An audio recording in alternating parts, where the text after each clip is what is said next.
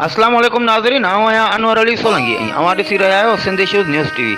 ख़बर शामिल कंदासीं। सिंध जे सूफ़ी शाइर बुज़ुर्ग शाह अब्दुल लतीफ़ भिटाई जे 278 उर्स मुबारक जे मौक़े ते शाह अब्दुल लतीफ़ भिटाई जी मज़ार ते चादर चाढ़े इफ़्तिताह कई वई। उन मौक़े ते पूरी सिंध मां पांधीअड़नि जा काफ़िला बि पहुता, जिते सूफ़ी राग ऐं शाह अब्दुल लतीफ़ भिटाई जी वाई चई वई। वधीक तफ़सीलात लाइ राब्तो कंदासीं सिंध इश्यूज़ जे CEO रिज़वान अली जुमानी सां। जी रिज़वान, छा तफ़सीलात आहिनि?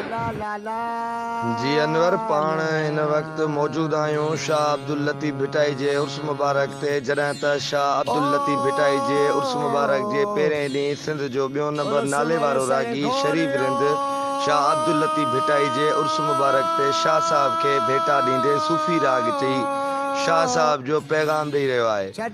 उन मौक़े ते पूरी सिंध मां पैदल काफ़िला बि शाह अब्दुल लतीफ़ भिटाई जे मज़ार ते हाज़िरी ॾियण लाइ पहुची चुका आहिनि। जी जी, वॾी महिरबानी रिज़वान जुमानी अपडेट्स ॾियण जे लाइ। नाज़रीन, वधीक ख़बरुनि ऐं अपडेट्स लाइ ॾिसंदा रहो सिंध इश्यूज़ न्यूज़ टीवी।